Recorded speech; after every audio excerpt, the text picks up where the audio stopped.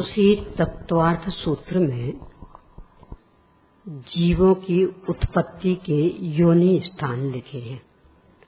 तो 9 प्रकार की योनियां बताई हैं। सचित्त, अचित्त, मिश्र, शीत, उष्ण, मिश्र, संवृत, विवृत, मिश्र। यानी इस वातावरण में जीव राशि उत्पन्न हो जाती।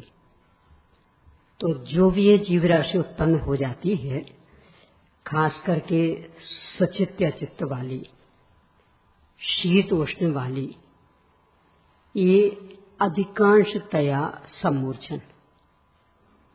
जैसे अभी जो यहाँ तो वैसे हमेशा ही समशीतोष्ण वातावरण रहता तो कोई खास फर्क नहीं पड़ता होगा मेरे ख्याल से, पर ये मध्य भारत की ओर तो वहां इस समय दोपहर को तेज गर्मी और रात को तो लगभग ऐसी ठंडक।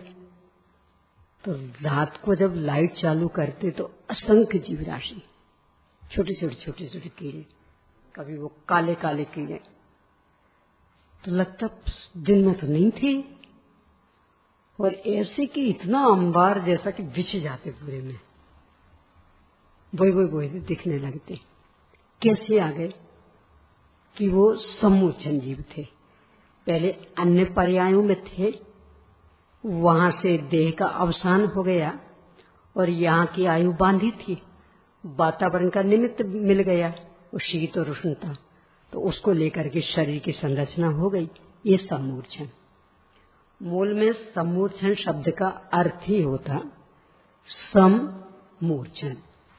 सम यानी सब ओर से, मूर्छन यानी इकट्ठा होना, यानी सब ओर से परमाणुओं को इकट्ठा करके जहां शरीर की संरचना हो जाती है उन्हें सम्मूर्छन जन्म वाले कहते।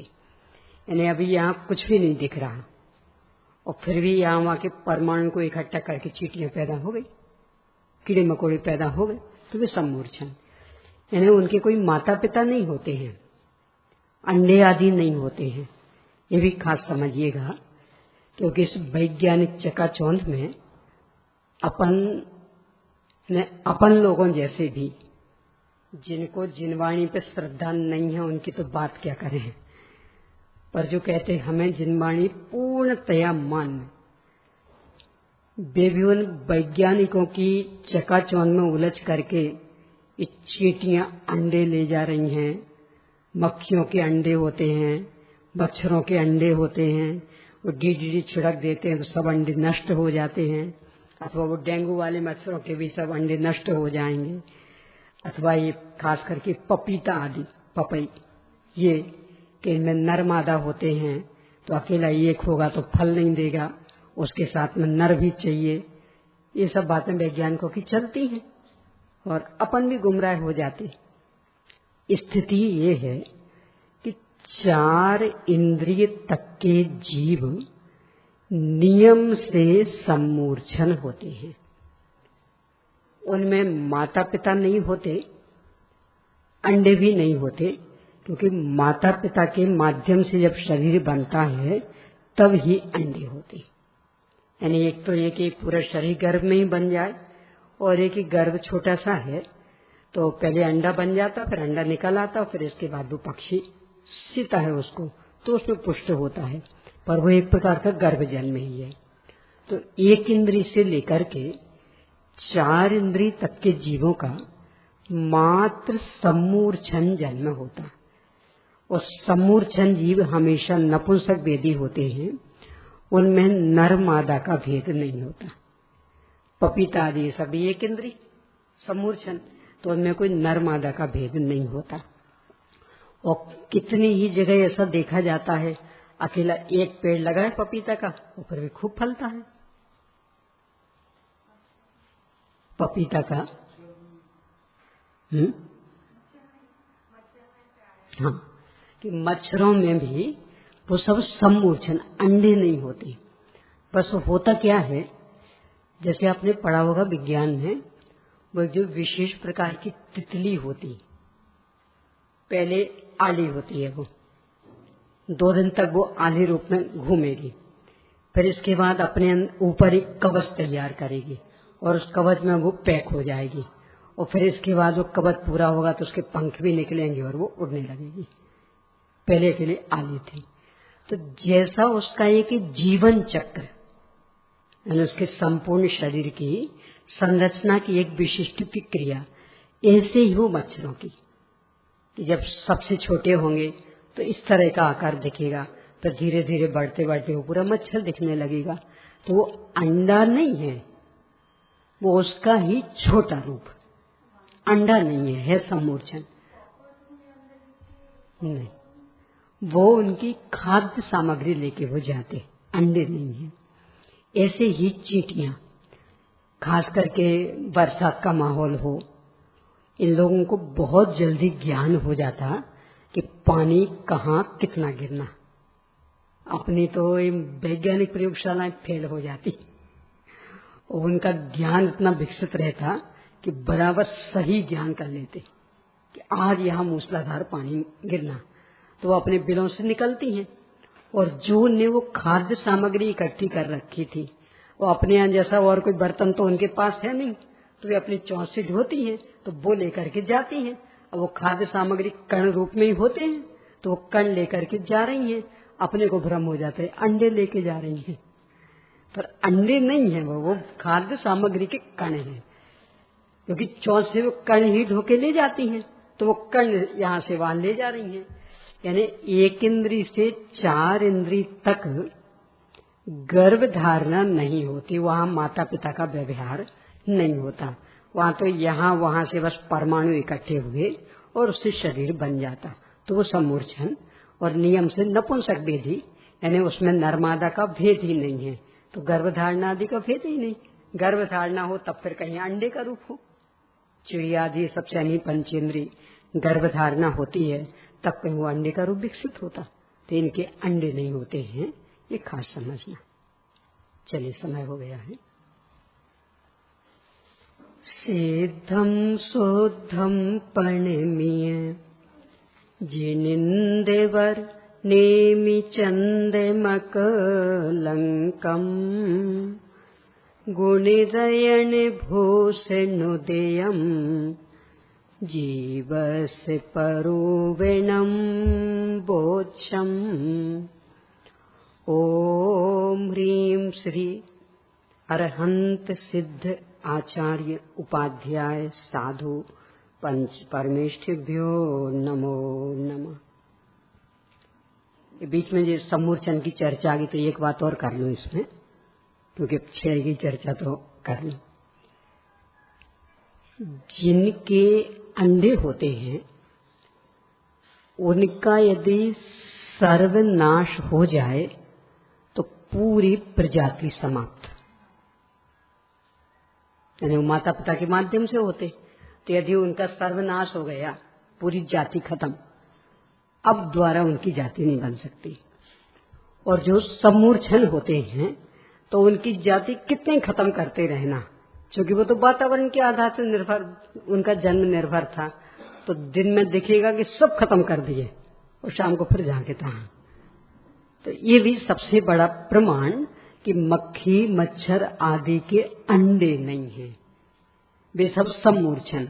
यानी यदि अंडे होते उनके, तो जब सारे अंडे नष्ट कर दिए तो फिर उनकी प्रजाति समूलतः नष्ट हो जानी चाहिए थी ना, पर नष्ट नहीं होती, तो इससे भी सिद्ध होता है।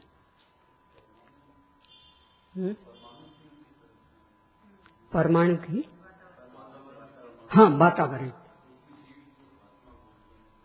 नहीं, वातावरण उनके शरीर की संरचना में कारण होता है। वो जीव पहले और कहीं भी था, वहां उसके देह का अवसान हो गया और यहाँ उत्पन्न होने संबंधी उसने आयु का बंध किया।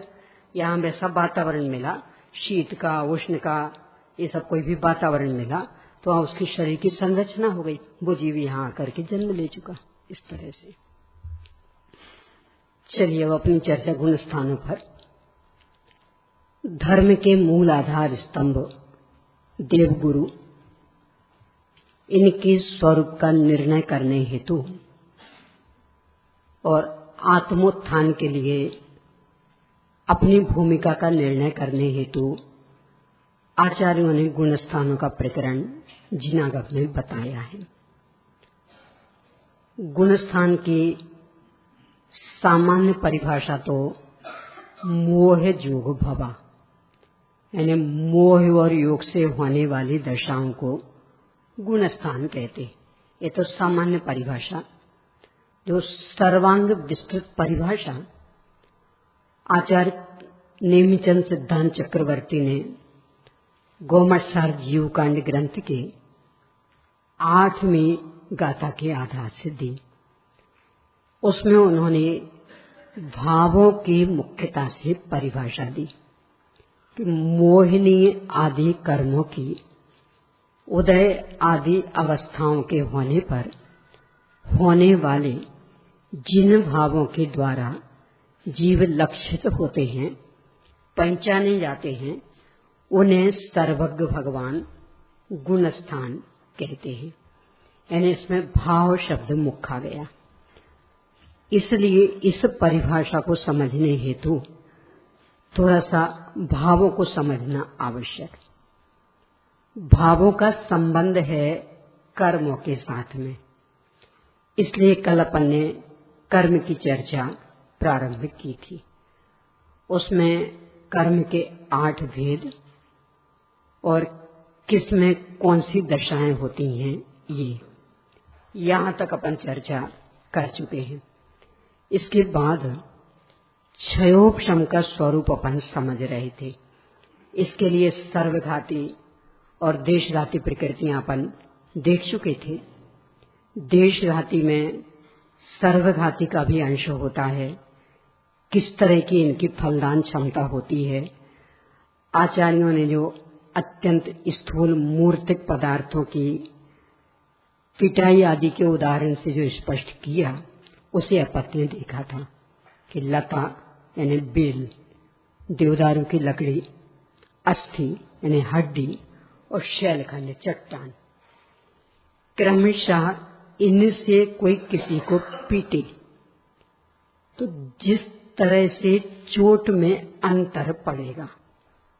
बेल से पिटाई करेगा तो उनको साधारण सी चोट लगेगी, और देवदारू की लकड़ी यानी बेंत से पीटेगा तो अच्छी करारी चोट लगेगी, और हड्डी की भी तो और ज्यादा मजबूत होती तो उसकी चोट और ज्यादा तीक्ष्ण, और चट्टान तो कहने क्या, तो और ज्यादा तीक्ष्ण। देशघाती कर्मों में इस तरह की ही फल देने की क्षमता होती है। यानी देशघाती का मंद उदय हो तो वो लता जैसा फल, यानी हमारा गुण विकसित भी रहा आएगा, पूरा विकसित नहीं होगा, यानी ज्ञान थोड़ा विकसित भी हो जाएगा, पर साथ में भूलने की स्थिति भी चलती रहेगी, अस्पष्टता भी बनी रहेगी। जब सुंदर होंगे तो लगेगा कि पूरा विषय समझ में आ गया, और बाद में सोचेंगे तो लगेगा कुछ ख्याल ही नहीं, सारा साफ। तो इस तरह का चलता रहेगा। ये उसका मंद उदय। जो लता वाला हिस्सा, उसमें पूर्णतया देशघाती रहती। इसके बाद देवदारू वाला हिस्सा, इसका अनंतवां भाग देशघाती और अनंत बहुभाग सर्वघाती रहता। तो इसका जो देशघाती का उदय रहता, उसमें तो गुण कुछ विकसित रहता है, और बाकी जो सर्वघाती का उदय रहता उसमें विकसित नहीं रहता। अस्थि और शैलखंड जैसे परमाणु ये पूर्णतया सर्वघाती, इनके उदय में उस संबंधी गुण का विकास बिल्कुल नहीं होता। ये जो क्षयोपशम की दशा है, इसमें कर्म की मुख्य रूप से 3 स्थितियां होती, जिसके लिए अपन ने वो अफीम और नींबू के रस की चर्चा शुरू की थी। तो वो 3 दशाएं कौन कौन सी, पहले ये देख लें और फिर उस उदाहरण से उसे स्पष्ट करेंगे। किसी भी देशघाती प्रकृति में देशघाती और सर्वघाती दोनों प्रकार के परमाणु होते हैं। वो कोई एक एक परमाणु नहीं होते हैं, अनंत की संख्या होती है उनमें, इसलिए उनका एक विशेष नाम है स्पर्धक, एक जैसी अविभाज्य प्रतिच्छेदों के समूह वाले परमाणुओं का समूह वो कहलाता वर्ग। अविभाज्य प्रतिच्छेद शक्ति के अंश, जैसे पुद्गल में स्पर्श गुण है, रस गुण है, गंध गुण है, वर्ण गुण, ये सब गुण उनके, तो ये शक्तियां हैं। इनमें निरंतर षड्गुणी हानि वृद्धि होती रहती, यानी शक्ति के अंश घटते हैं, बढ़ते हैं। एक हो जाता, एक से बढ़ते बढ़ते अनंत, फिर अनंत से घटते घटते एक, ऐसा उनका चक्कर चलता रहता।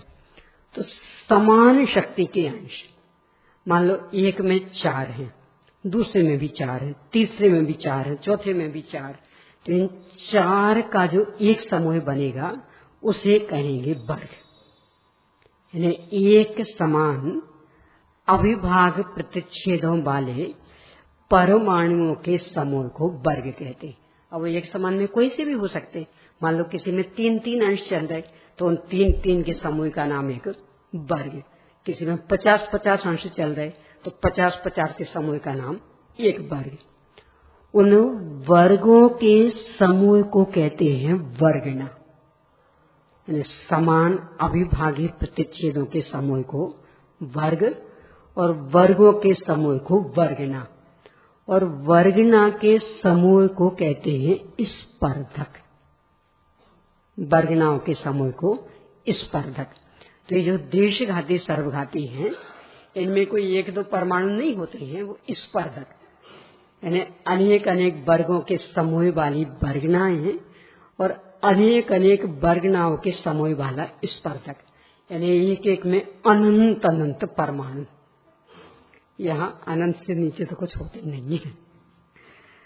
स्वभाव देखो तो वो भी अनंत, और बनने और कर्म परमाणु देखो तो वे भी अनंत, सब अनंत अनंत का खेल।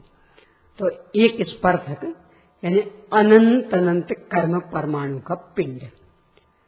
जो देशघाती स्पर्धक होते हैं उनमें देशघाती रूप भी शक्ति होती और सर्वघाती रूप भी शक्ति होती, और जो सर्वघाती स्पर्धक होते हैं उनमें मात्र सर्वघाती रूप शक्ति होती, देशघाती रूप शक्ति नहीं होती।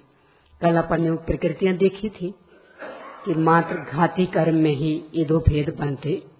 घाती कर्म की कुल 47 प्रकृतियां, उनमें से 21 प्रकृतियां सर्वघाती और 26 प्रकृतियां देशघाती।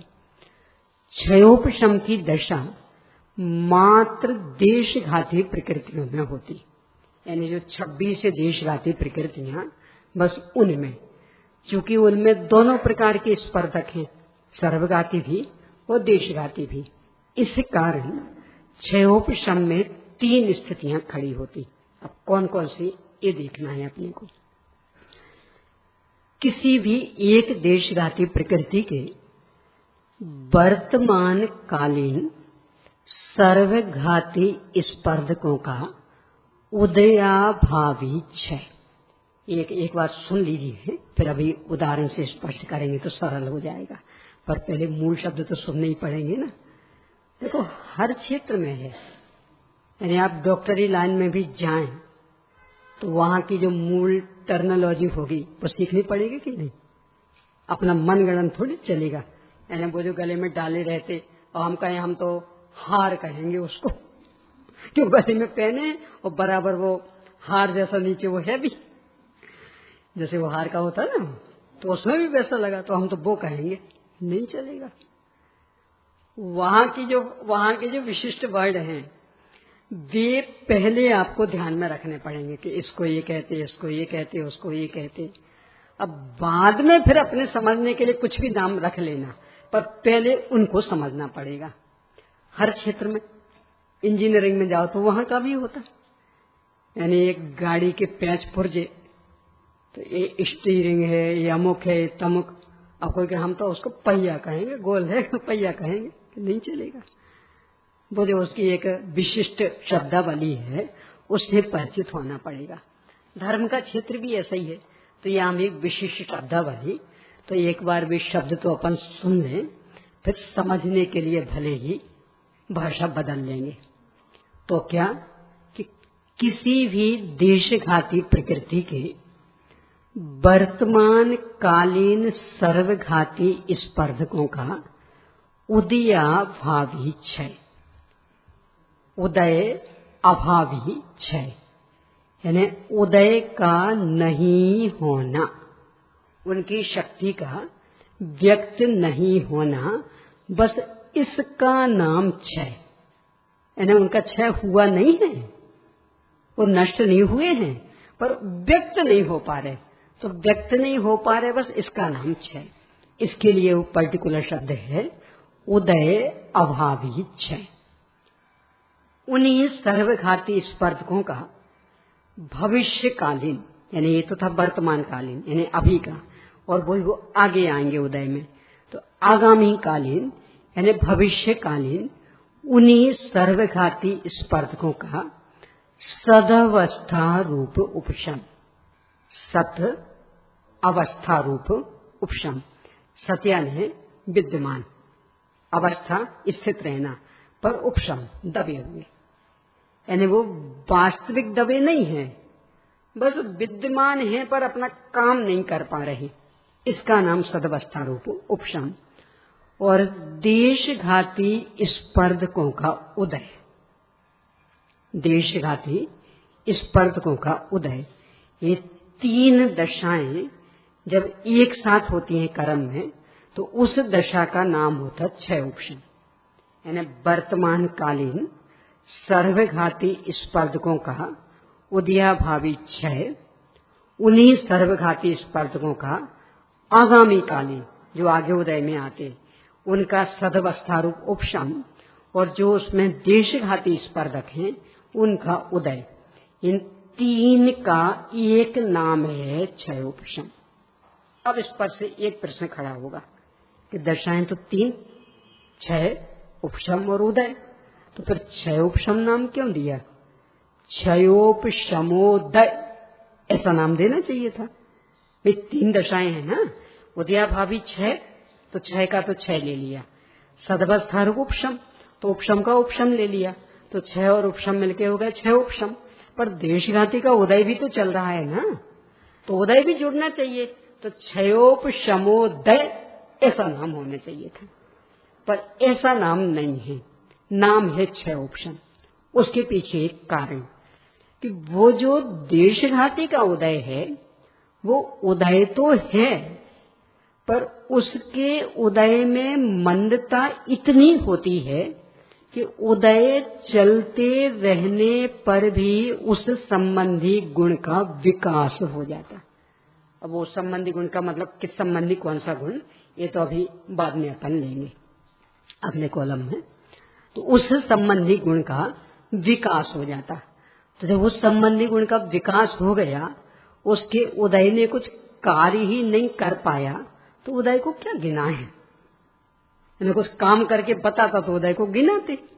देखो ऐसा नहीं ना अपन, जैसे यहाँ एक लाइट जल रही, यहाँ तो अंधेरा, तो बोलो अंधेरा है कि नहीं है?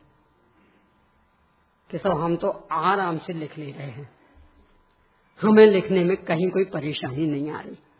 मैं भी कहूं कि मैं तो आराम से पढ़ सक रही हूं, मुझे पढ़ने में कोई परेशानी नहीं आ रही, तो बोलो अंधेरा कहना कि नहीं कहना? कहाँ है अंधेरा?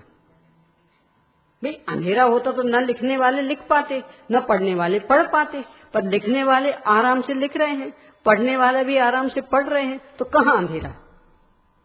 तो अब दो बातें हो गई, एक कहें तो अंधेरा भी है और दूसरे नहीं है अंधेरा। क्यों? क्योंकि अंधेरे में जो काम रुक जाते हैं हमारे तो नहीं रुक रहे, जैसे प्रकाश में हो रहा है वैसे वो काम हो रहा है, लिखना भी पढ़ना भी, तो कहाँ अंधेरा है? तो फिर कैसे उसे अंधेरा कहें? तो कहेंगे कि यहाँ अंधेरा है? बिल्कुल नहीं है।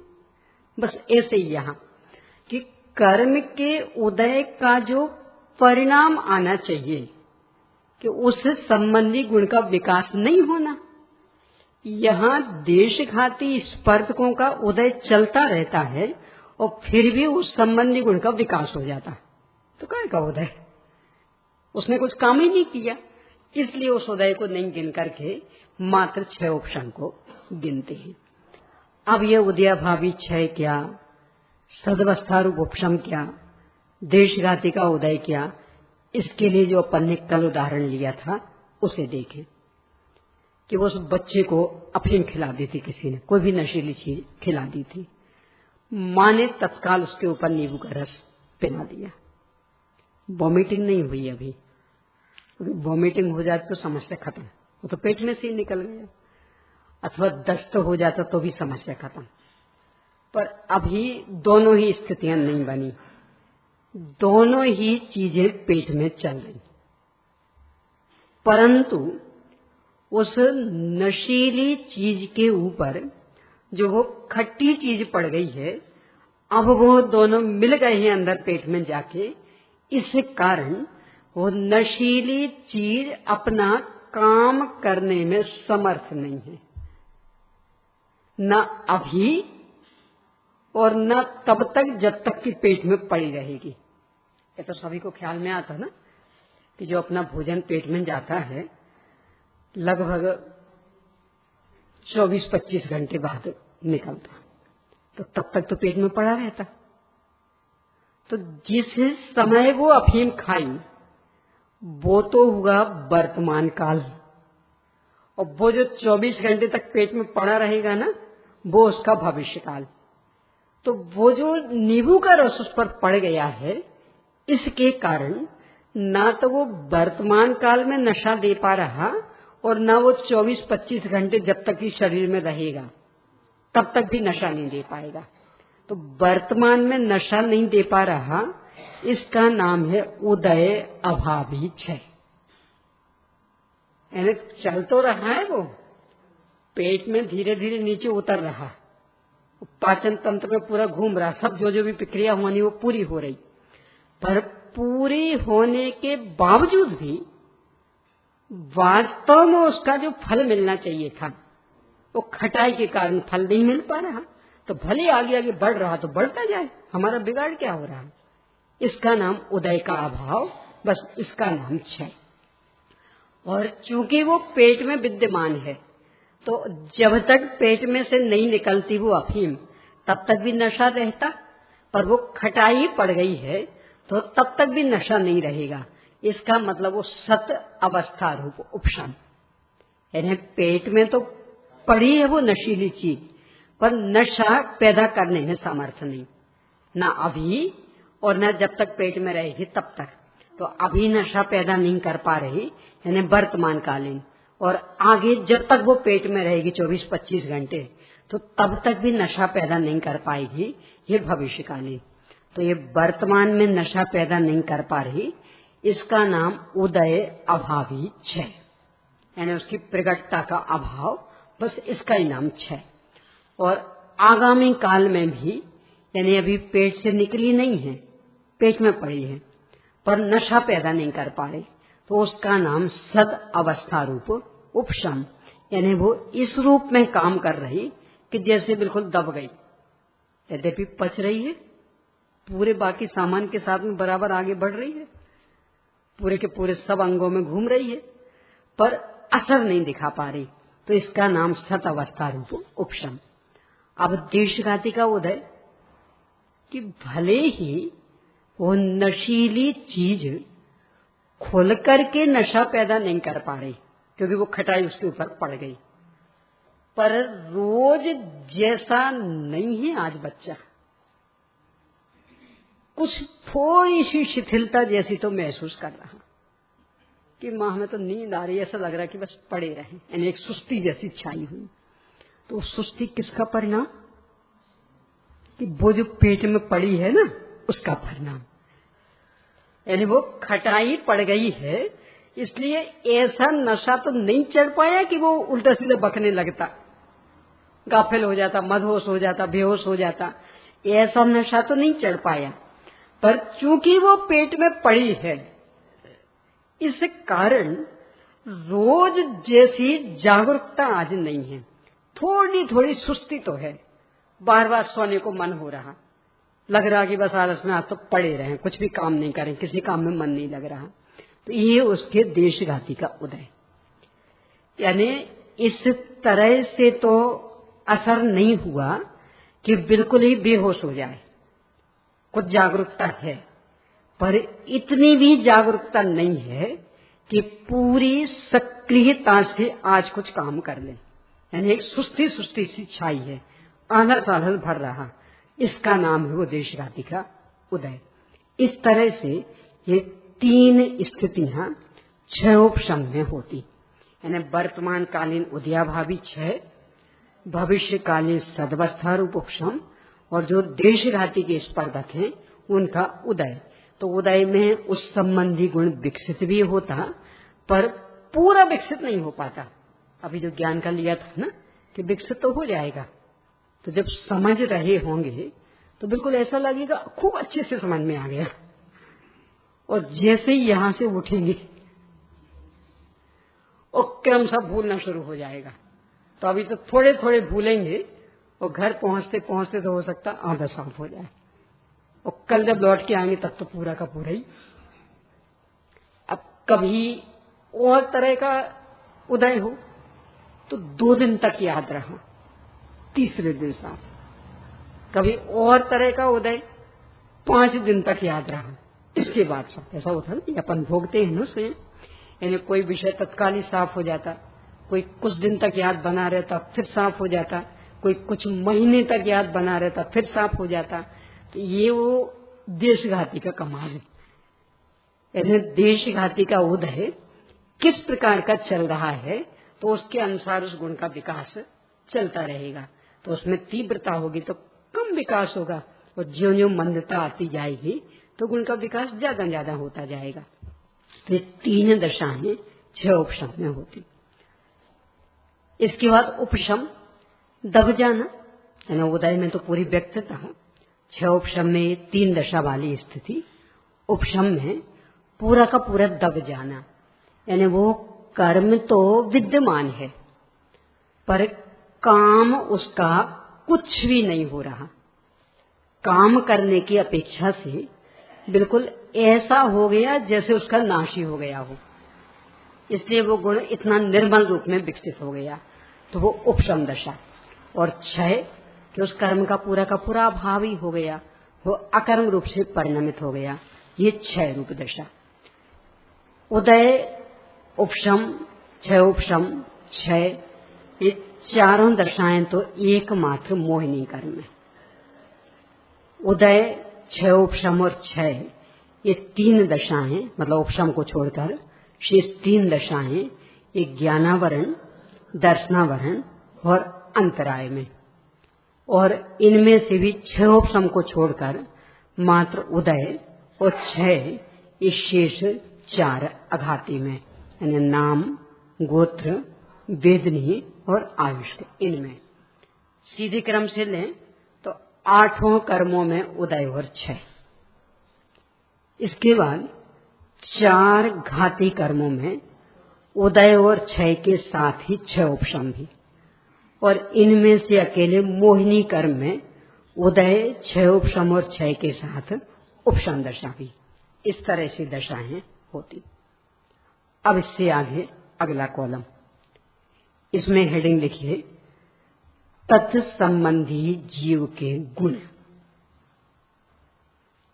तत्संबंधी जीव के गुण, तो क्रमशः लिखते जाइए।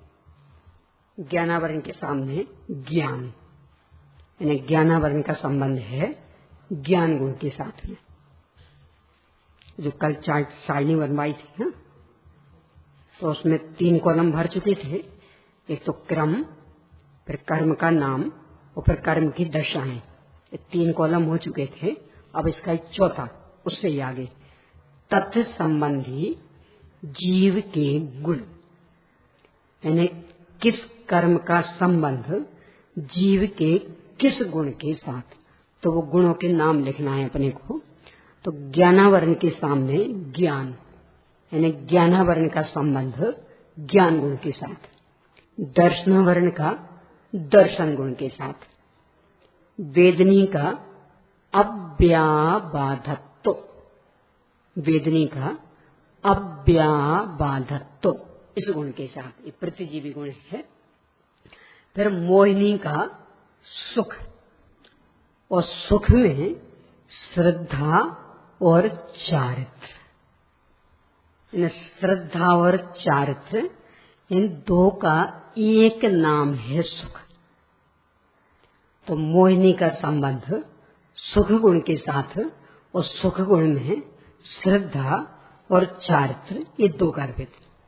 फिर आयुष का संबंध अवगाहनत्व, आयुष का संबंध अवगाहनत्व। इसके बाद नाम का संबंध सूक्ष्मत्व या अमूर्तिकत्व। दो नाम आते हैं इनके, एक तो सूक्ष्मत्व और एक अमूर्तिकत्व। फिर गोत्र का संबंध अगुरु लघुत्व। ये वो सामान्य गुण वाला अगुरु लघुत्व नहीं है। 47 शक्तियों में 17वें नंबर की शक्ति वाला भी अगुरु लघुत्व नहीं, ये अलग, ये प्रतिजीवी गुण।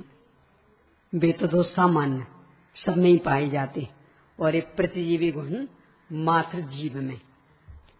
तो गोत्र कर्म संबंधी गुण अगुरु लघुत्व। फिर अंतराय संबंधी गुण वीर्यत, वीर्य के लिए लिख सकते, वीर्य। अंतराय का संबंध वीर गुण के साथ। इस तरह से इन 8 कर्मों संबंधी गुण हुए। हो गया ये। अब इससे आगे अगला कॉलम, जीव की किन दशाओं के साथ इनका संबंध बनेगा, यानी कौन सा भाव जीव के होगा। तो पहले इसको ऐसे समझें, बाद में नोट करिएगा। जैसे मूल शब्द है समाज, और समाज संबंधी तो अपन कह देंगे सामाजिक। यानी मूल शब्द तो है समाज, और कोई समाज संबंधी कार्य हुआ, समाज संबंधी क्षेत्र हुआ, स्थल हुआ, तो उसे क्या कहेंगे, सामाजिक। यानी समाज संबंधी, समाज के साथ संबंध रखने वाला। अर्थ, आर्थिक, शिक्षण, शैक्षणिक। ऐसे ही कर्म में जो दशाएं बन रही थी, उन संबंधी जीव का भाव विशिष्ट नाम पा जाता। तो कर्म के उदय संबंधी दशा के समय जीव का जो भाव होगा उसका नाम पड़ जाएगा औदयिक। उदय संबंधी भाव तो औदयिक। ऐसे क्षयोपशम संबंधी भाव तो छायोपशमिक, उपशम संबंधी भाव तो औपशमिक, और क्षय संबंधी भाव तो क्षायिक। उदय संबंधी औदयिक, क्षयोपशम संबंधी छायोपशमिक, उपशम संबंधी औपशमिक, और क्षय संबंधी क्षायिक। यानी उदय, उपशम, क्षयोपशम, क्षय, ये दशाएं तो कर्म की हैं, और उस संबंधी भाव तो औदयिक, औपशमिक, क्षयोपशमिक, क्षायिक, ये भाव है जीव के। यानी जब उदय, उपशम, क्षय, क्षयोपशम कहा जाएगा तो इसका मतलब वो कर्म की दशाओं की चर्चा, और जब औदयिक, औपशमिक, क्षयोपशमिक, क्षायिक ये कहा जाएगा तो इसका मतलब जीव के भावों की चर्चा। इन चारों ही दशाओं से निरपेक्ष भाव, उसका नाम है पारिणामिक। यानी जिसमें कर्मों की इन चारों दशाओं के साथ कोई संबंध नहीं, उसका नाम है पारिणामिक। अब इसमें भी एक और समझ लें, पारिणामिक और परम पारिणामिक वाच्य दोनों का एक है। शाश्वत ज्ञानानंद स्वभावी भगवान आत्मा, पर इसे ही कहीं पारिणामिक कह देंगे और इसे ही कहीं परम पारिणामिक कह देंगे।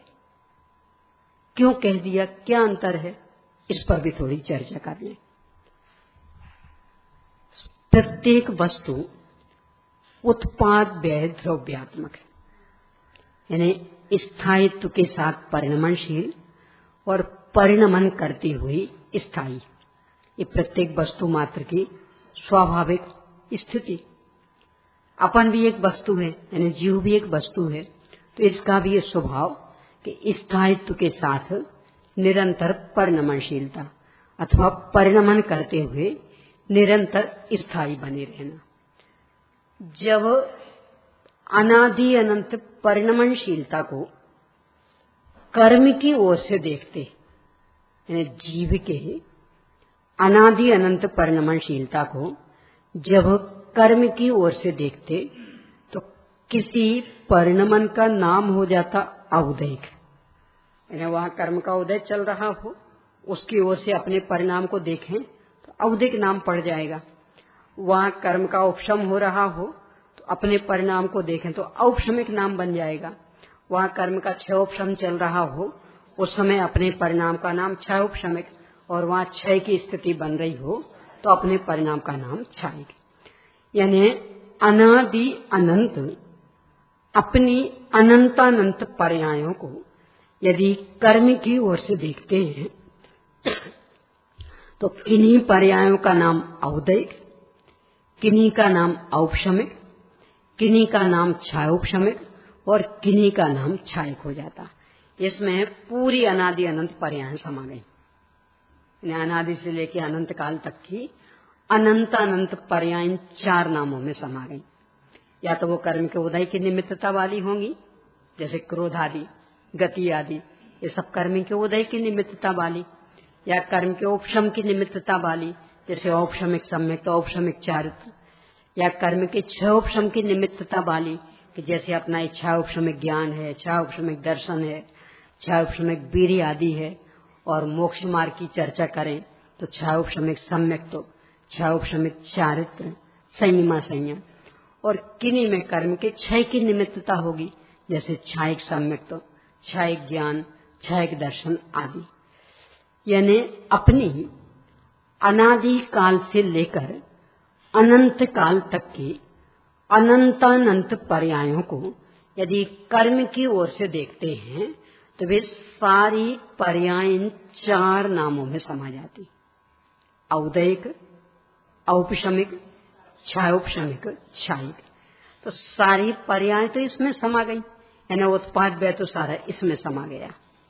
तो अब द्रव्य को क्या नाम देवें कि वो चूंकि इनसे निरपेक्ष है, वो स्वभाव है, स्वभाव परिणाम कहलाता। समय सार जी के कर्तृकर्म अधिकार के कलश स्वभाव भूता परिणाम शक्ति, इस जो स्वभाव भूत होता है उसे परिणाम कहते हैं। इसके आधार से 47 शक्तियों में परिणाम शक्ति नामक एक शक्ति भी रखी कि जो स्वभाव है उसे परिणाम कहते। परिणाम संबंधी भाव वो पारिणामिक, जैसे समाज संबंधी भाव सामाजिक, ऐसे परिणाम संबंधी भाव पारिणामिक। तो जो शाश्वत ध्रुव तत्व उसका नाम पड़ गया पारिणामिक। तो जब अपनी अनंतानंत पर्यायों को कर्म की ओर से देखते हैं तो पर्यायों के नाम औदैक आदि पड़ जाते। इस परिप्रेक्ष्य में जब शाश्वत ध्रुव तत्व को देखते हैं तो उसे नाम मिलता है पारिणामिक, क्योंकि वो स्वभावभूत है, कर्म से पूर्णतया निरपेक्ष है, तो उसका नाम हो जाता पारिणामिक। ठीक है। अब दूसरा परम पारिणामिक। वास्तव में देखें तो जिन पर्यायों को हम कर्म सापेक्ष देख रहे हैं वे कर्म सापेक्ष ही नहीं। इस प्रवचन सार जी की 16वीं गाथा की टीका। केवल ज्ञान कैसे प्रकट हुआ? स्वयंभू, स्वयं से स्वयंभू है। और पंचास्तिका संग्रह की 62वीं गाथा की टीका कि क्रोधादि कैसे प्रकट हुए? स्वयंभू, कर्म के उदय से नहीं, क्योंकि कर्म के उदय से तो एक द्रव्य दूसरे द्रव्य का कर्ता बन जाएगा, तो वो जो वज्र की दीवार खड़ी वो टूटेगी, और वो तो टूटना संभव नहीं है, और हमारा भी जीवन पराधीन हो जाएगा।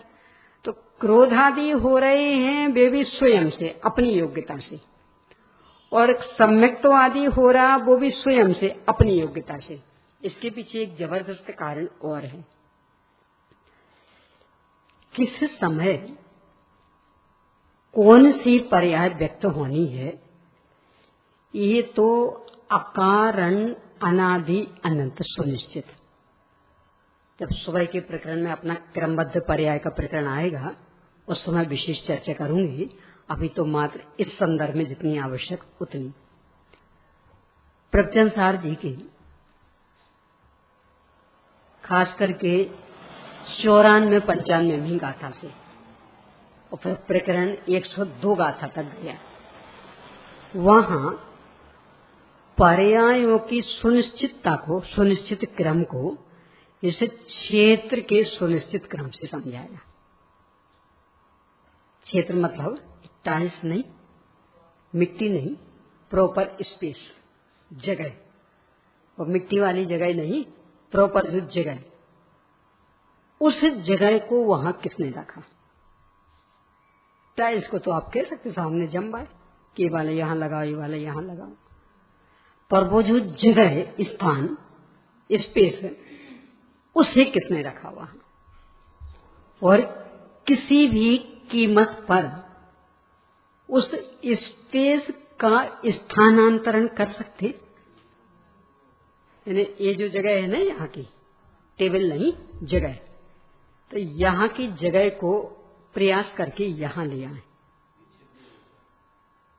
यानी आकार बदल सकता है, स्वामित्व तो बदल सकता। कदाचित जल की जगह थल हो जाए, थल की जगह जल हो जाए, जहां बहुत बड़े बड़े पर्वत वहां मैदान हो जाए, जहां मैदान वहां विशाल पर्वत खड़े हो जाएं। ये सब परिवर्तन हो जाने के बाद भी जो प्रॉपर वो स्पेस, वो परिवर्तित हो सकता क्या? बहुत थोड़ा सा भी आगे पीछे हो सकता क्या?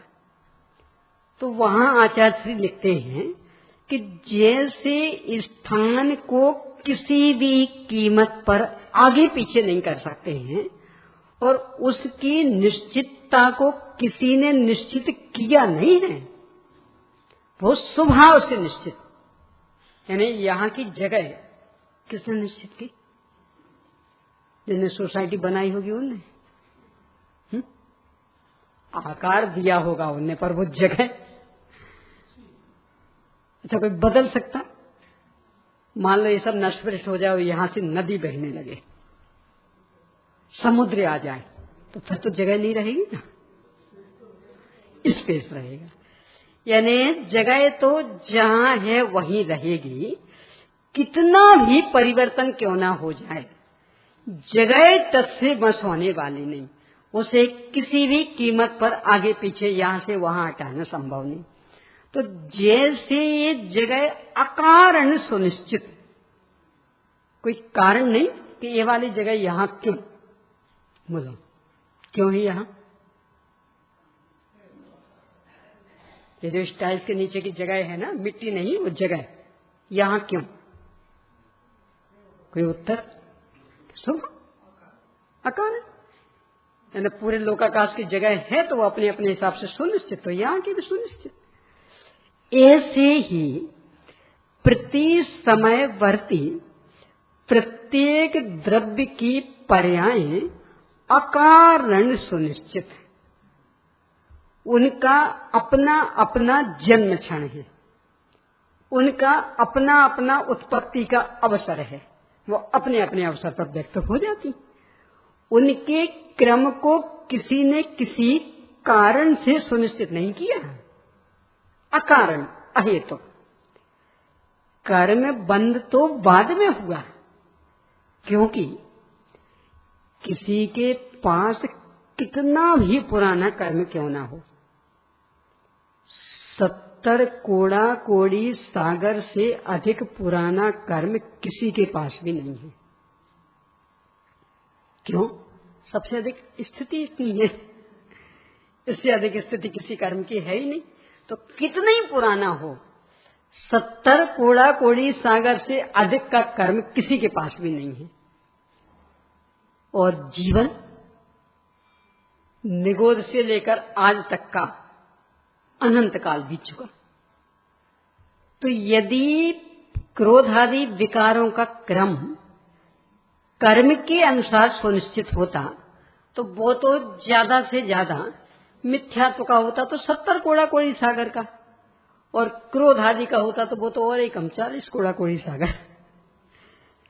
जो 70 कोड़ा कोड़ी सागर है ना, वो दर्शन मोहिनी की, और चारित्र मोहिनी का उत्कृष्ट स्थिति बंद मात्र 40 कोड़ा कोड़ी सागर। तो यदि क्रोध आदि कर्म के कारण सुनिश्चित हुए होते तो वे तो मात्र ज्यादा से ज्यादा होते तो 40 कोड़ा कोड़ी सागर तक के, पर हम तो अनादि से करते आ रहे। तो कैसे कि वो अकारण अपने अपने समय पर सुनिश्चित, वो वस्तु की परिणमन व्यवस्था के माध्यम से अकारण सुनिश्चित, उसमें कोई भी हेतुपना नहीं है। तो ये संपूर्ण पर्यायों का क्रम अपने अपने समय से बंधा हुआ, ये तो है अहेतुक। बाद में कर्म के साथ उसका निमित्त नैमित्तिक संबंध बनता, यानी कर्म के उदय के साथ निमित्त नैमित्तिक संबंध बाद में। देखो इसको और लें ऐसा, भगवान आदिनाथ स्वामी ने बता दिया था समूसरण में कि जो मारीची है ना अपने कुल में पैदा हुआ, ये अंतिम तीर्थंकर होगा। कैसे बता दिया? तीर्थंकर प्रकृति का बंध भरत और ऐरावत क्षेत्र की अपेक्षा ज्यादा से ज्यादा हो तो 3 भाव पहले। विदेश क्षेत्र में तो उसी भाव में भी हो सकता और उसी में ही तीर्थंकर बन सकते हैं, इसलिए वहां 2 कल्याणक वाले 3 कल्याणक वाले ऐसे भी हो जाते, पर भरत और ऐरावत क्षेत्र में नहीं होता ऐसा। पर ज्यादा से ज्यादा बंध तो बस 3 भाव, यानी तीसरे भाव में बंधा होगा, दूसरा भाव स्वर्ग अथवा नरक का होगा, और फिर पहला भाव मनुष्य का, और तीर्थंकर होके निर्वाण हो जाएगा। तो ज्यादा से ज्यादा 3 भाव पहले। यहां तो उन्हें कितने सारे भाव धारण किए, 60,000 भाव तो अकौआ के हुए हैं, और कितनी बार नरक और नरनिगोद की भी यात्रा हो गई, और कितनी बार शेर भी हुए। ये जो जिस शेर पर्याय में सम्यक तो हुआ था ना, वो पहली शेर पर्याय नहीं थी, उसके पहले भी कई बार नरक से आ करके शेर बन चुके थे, ये तो अंतिम शेर पर्याय थी, तो उसके पहले अनेक बार हो चुके। तो इसका मतलब वो कर्म से सुनिश्चित तो नहीं था। तीर्थंकर होना यदि कर्म से सुनिश्चित होता तो मात्र 3 भाव पहले ही कहा जा सकता था। तो कैसे बता दिया कि किस समय इस जीव में तीर्थंकर पर्याय व्यक्त होनी है, ये अकारण सुनिश्चित है उस जीव में। कर्म से तो सुनिश्चित होगा 3 भाव पहले, और अकारण सुनिश्चित मतलब भवितव्यता के अनुसार सुनिश्चित, ये अनादि काल से लेके अनंत काल तक।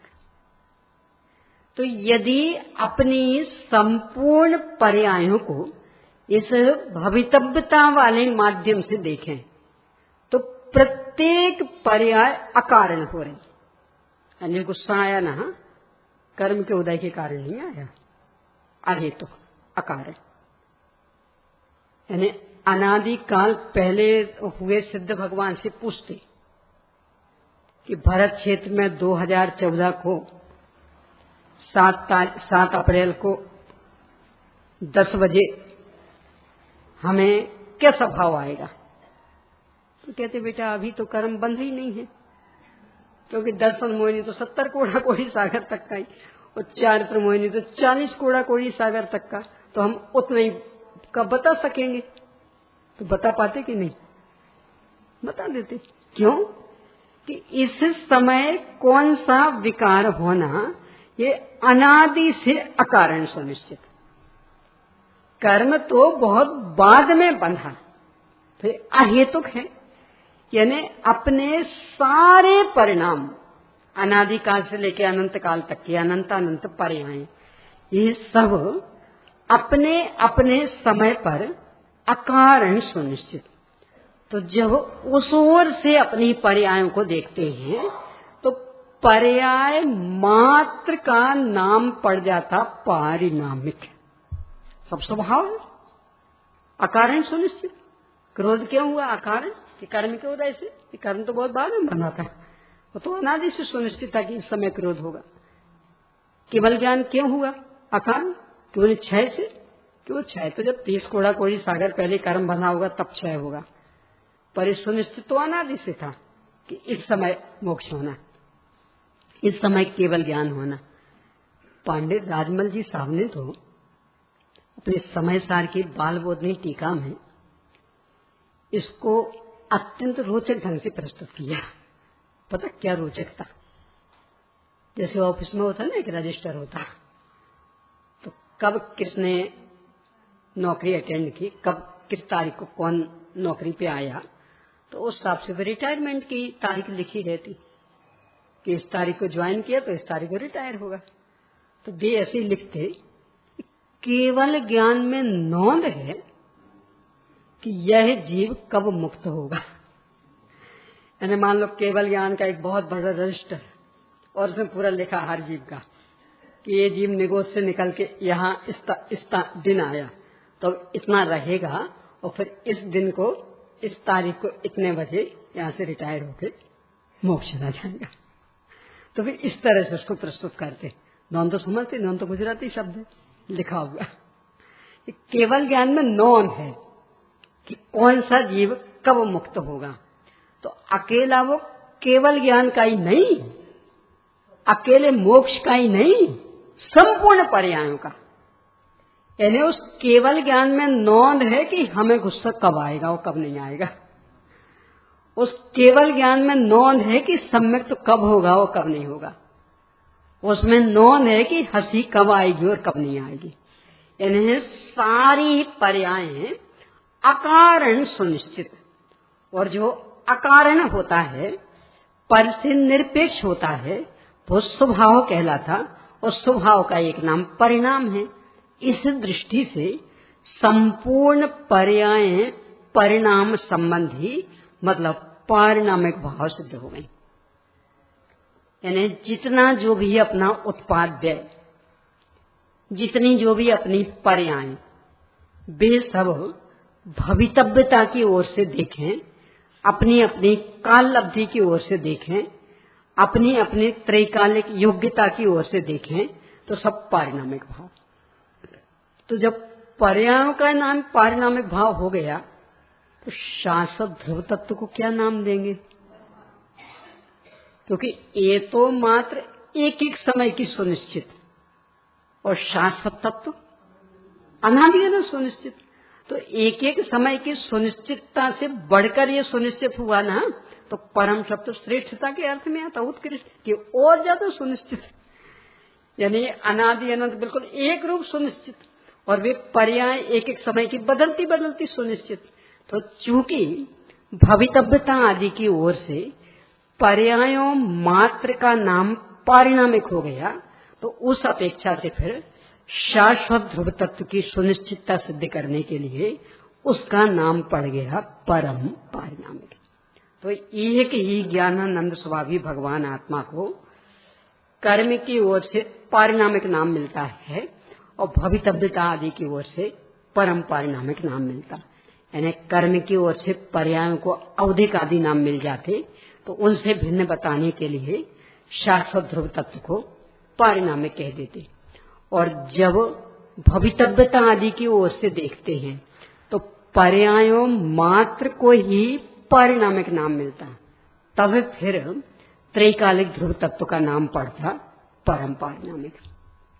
यानी कि दोनों का वाच्य एक है। मुझे तो बस इतना सा बताना है कि दोनों का वाच्य एक है, मात्र अपेक्षा की भिन्नता के कारण नाम में भिन्नता आ गई। यानी पारिणामिक भाव और परम पारिणामिक भाव, पर दोनों का वाच्य एक ही ज्ञानानंद स्वभावी भगवान आत्मा। तो जब इस ओर से देखते हैं तो एक कर्म से पूर्णतया निरपेक्ष, तो पारिणामिक भाव, और बाकी पर्याय औधिक आदि। तो ये जो औधिक आदि भाव हैं, किसी कर्म में कौन कौन सी अवस्थाएं हो रही, उसके आधार से उस संबंधी गुण में कौन कौन से भाव बनेंगे ये सिद्ध हो जाएगा। क्योंकि उदय संबंधी भाव औदिक, उपशम संबंधी भाव औपशमिक, छह उपशम संबंधी भाव छह उपशमिक और छह संबंधी भाव क्षायिक। अब आप लिखिए इसका अगला कॉलम, जीव के उस संबंधी भाव, यानी अभी लिखे थे गुण, अब उस संबंधी भाव। तो ज्ञानावरण कर्म में चूंकि 3 दशाएं हुई थी, उदय, क्षयोपशम और क्षय, तो इसका मतलब भाव कौन कौन से होंगे? ज्ञान के औदयिक, क्षयोपशमिक और क्षायिक। सीधा सीधा है, यानी थोड़ा सा अपने उपयोग को स्थायी स्थिर करोगे, एकाग्र करोगे तो अपने आप लगा सकते हो। यानी ज्ञानावरण कर्म संबंधी 3 दशाएं थी, तो इसका मतलब उस संबंधी जो गुण है उसमें भी 3 प्रकार के भाव, उदय संबंधी औदिक भाव, क्षय उपशम संबंधी क्षय उपशमिक भाव और क्षय संबंधी क्षायिक भाव। अब इनके भेद, तो उदय संबंधी औदिक भाव तो अकेला एक, वो औदिक भाव के जो 21 भेद हैं उनमें एक औदिक अज्ञान लिया, तो ये भाव वाले में एक लिख लें, औदिक अज्ञान। उदय संबंधी भाव औदिक अज्ञान।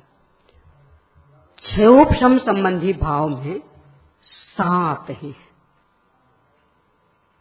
4 ज्ञान और 3 कुज्ञान। क्षयोपशम भाव के 18 भेदों में ज्ञान संबंधी कितने? 7, 4 ज्ञान और 3 अज्ञान। तो आप संक्षेप में छायो, यानी पूरे क्षयोपशम ना लिख करके छायो लिख लें और बिंदी रख दें और फिर नाम। तो छायोपशमिक मति, श्रुत, अवधि, मना पर्याय। यहां भी उच्चारण में अवधि नहीं, अवधि। पता कहां से कहां पहुंच जाएंगे। अवधि का अर्थ होता समुद्र,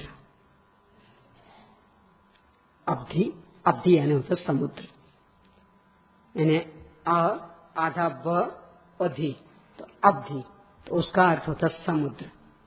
और अवधि इसका अर्थ होता सीमा, लिमिट। तो कहां समुद्र और कहां सीमा, कहां से कहां पहुंच जाएंगे, इसलिए उच्चारण में खास सावधानी रखना। तो अवधि नहीं, अवधि, यानी समुद्र नहीं है, सीमा, लिमिट। द्रव्य क्षेत्र काल भाव की सीमा को लेकर के जो होता है वो अवधि। तो क्षयोपशमिक मति, श्रुत, अवधि और मनः पर्याय, ये तो ये सम्यक ज्ञान। फिर कुमति, कुश्रुत, कु अवधि, ये 3 है कुज्ञान। इस तरह से 4 और 3 7 ये क्षयोपशमिक के, और क्षायिक का एक ही केवल ज्ञान, क्षायिक का एक ही अकेला केवल ज्ञान। तो इस तरह 4 3 7, 1 8 और एक औदिक ज्ञान 9। तो जीव के ज्ञान गुण में, ज्ञान गुण के परिणमन में कर्म संबंधी ये 9 प्रकार की दशाएं बनेंगी। कर्म संबंधी 3 भाव होंगे, औदिक भाव, क्षयोपशमिक भाव और क्षायिक भाव। औदिक भाव में अकेला एक भेद, औदिक अज्ञान। क्षयोपशमिक भाव में 7 भेद, 4 सम्यक ज्ञान और 3 कुज्ञान। और क्षायिक ज्ञान में एक भेद, अकेला केवल ज्ञान। ठीक है। अब दर्शनावरण पर आ जाइए। दर्शनावरण की 3 दशाएं थी, उदय, क्षयोपशम और क्षय। और इस संबंधी गुण है दर्शन। इसका मतलब दर्शन में भी 3 दशाएं, औदयिक, क्षयोपशमिक और क्षायिक, ये 3। औदयिक भावों में अलग से कोई दर्शन संबंधी भाव नहीं है, ये भी अपने आप में एक स्वतंत्र प्रकरण। कि यद्यपि उदय संपूर्ण कर्मों का होता, तो संपूर्ण कर्मों का जब होता तो या तो सामान्य से औदिक भाव के 8 भेद होना चाहिए थे, और या फिर उत्तर प्रकृतियों की अपेक्षा करते तो 148 भेद होना चाहिए थे। क्योंकि अभी अपन ने दशाएं देखी थी ना, तो उदय 6 तो सब कर्मों का होता, तो सब कर्म में या तो 8 या फिर उनके उत्तर भेद 148, पर औदिक भाव के भेद ना तो 8 किए और न 148, 21 किए। क्यों किए, इसका एक अपना अलग हिसाब है, अभी नहीं ले रहे हैं उसको। बस इतना समझ लें कि ये सब भेद सांकेतिक हैं, प्रतिनिधि के रूप में हैं। इनमें उनके साथ चलने वाली अनेक पर्यायें गर्भित हैं। इन सब भेदों में उनके साथ चलने वाली अनेक अनेक पर्याय गर्भित, तो इसलिए भी 148 के मात्र 21 रह गए। वो स्थिति 6 की कि 8 कर्मों का 6 होता, तो या तो 6 भाव 8 होने चाहिए थे और या पर 148 होने चाहिए थे, पर ना 8 गिनाए ना 148, 9 गिनाए। तो वहां मात्र घाती कर्म की मुख्यता, तो घाती कर्म की मुख्यता से 9 गिनाए। घाती कर्म यद्यपि 4 ही है, पर वो 4 के उत्तर भेद बना के 9 गिना दिए। ये भी अपने आप में स्वतंत्र प्रकरण है। और भाव का तो जब प्रकरण शुरू करती हूँ तो सामान्य से भी, मतलब 53 पे चर्चा नहीं करके मात्र 5 पे ही चर्चा करें, ये सब बताते हुए तो 1.5 महीने का कोर्स है। ये सब ले चुकी हूँ ना, तो पता है ना किसमें कितना समय लगता है। और फिर यदि विस्तार करें 53 भाव का, तब तो फिर और अधिक, तो पूरा 53 भाव का विस्तार करें तो पूरा 3 महीने का कोर्स होता है। देखो, हर विषय समय सापेक्ष तो होता है। जल्दबाजी में विषय तो हो जाता है, पर बस वो हो जाता है। कदाचित नाम से परिचित हो जाओगे, बाकी विशेष तो कुछ उसमें नहीं हो पाता है। विशेषता समझने के लिए तो समय ही एक उपाय बचता है। तो दर्शनावरण की 3 दशाएं, उस संबंधी गुण दर्शन, तो दर्शन में भी 3 प्रकार के भाव, औदयिक, छायोपशमिक और छायिक। चूंकि औदयिक भावों में दर्शन संबंधी कोई अलग से भेद लिया नहीं है, इसलिए यहां भी अपन नहीं गिनेंगे। छायोपशमिक में दर्शन संबंधी 3 भेद हैं, चक्षु दर्शन, अचक्षु दर्शन, अवधि दर्शन, तो ये 3 आ जाएंगे। और छायिक भाव में एक भेद है, केवल दर्शन, तो वो आ जाएगा। इस तरह दर्शन संबंधी दशाओं में 4, 3 छायोपशमिक और 1 क्षय। समय अपना हो गया, शेष चर्चा आगे करेंगे। चलिए प्रश्न लिख लीजिए। क्षयोपशम की परिभाषा को स्पष्ट कीजिए। क्षयोपशम की परिभाषा को स्पष्ट कीजिए। अगला, किस कर्म का संबंध, किस कर्म का संबंध जीव के किस गुण के साथ है? किस कर्म का संबंध जीव के किस गुण के साथ है? अगला, ज्ञानानंद स्वभावी भगवान आत्मा को पारिणामिक भाव और परम पारिणामिक भाव कहने की अपेक्षाएं बताइए। बस।